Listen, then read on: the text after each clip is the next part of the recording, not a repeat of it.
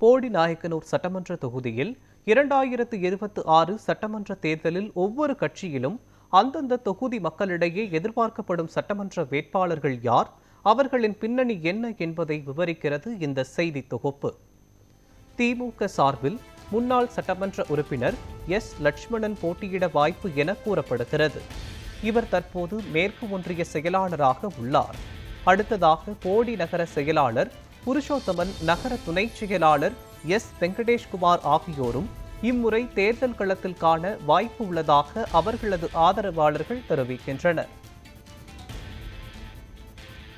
அதிமுகவை பொறுத்தவரை தேனி கிழக்கு ஒன்றிய செயலாளர் வி.டி. நாராயணசுவாமி, போடி நகர செயலாளர் எல். வாசு, பி.சி. பட்டிப்பேரூர் கழக செயலாளர் தீபன் சக்கரவர்த்தி ஆகியோரில் ஒருவருக்கு தேர்தலில் களம் காண வாய்ப்புள்ளதாக மக்கள் தெரிவிக்கின்றனர்.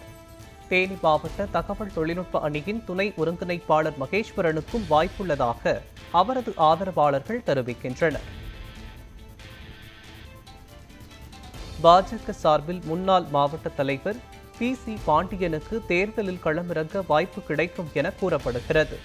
இவர் தற்போது மாநில செயற்குழு உறுப்பினர், சட்டமன்ற அமைப்பாளராக உள்ளார். இந்த வரிசையில் மாவட்ட விவசாய அணி தலைவர் தண்டபாணி, மாவட்ட துணைத் தலைவர் மலைச்சாமி ஆகியோரும் உள்ளனர். காங்கிரஸை பொறுத்தவரை மாநில மருத்துவர் அணி தலைவர் எர்னாட்டி தியாகராஜன், நகர தலைவர் முஷாக் மத்ரி, மாவட்ட துணைத் தலைவர் சன்னாசி ஆகியோரில் ஒருவருக்கு வரும் சட்டமன்ற தேர்தலில் போட்டியிடுவார்கள் என பொதுமக்கள் கூறுகின்றனர். சொந்த தொகுதியான போடியில் முன்னாள் முதலமைச்சர் ஓ. பன்னீர்செல்வம் அல்லது அவரது மகன் ஜெயபிரதீப் ஆகியோரில் ஒருவர் சுயேட்சை சின்னத்தில் போட்டியிட வாய்ப்பு என பொதுமக்கள் தெரிவிக்கின்றனர். தவிக சார்பில் வடக்கு மாவட்ட செயலாளர் ஆர்.எஸ். பிரகாஷ், போடி நகர செயலாளர் ஆண்டிச்சாமி, கிழக்கு ஒன்றிய செயலாளர் மணிமுத்து இவர்களில் ஒருவர் வேட்பாளராக அறிவிக்கப்படுவார் என அரசியல் வட்டாரத்தில் பேசப்படுகிறது.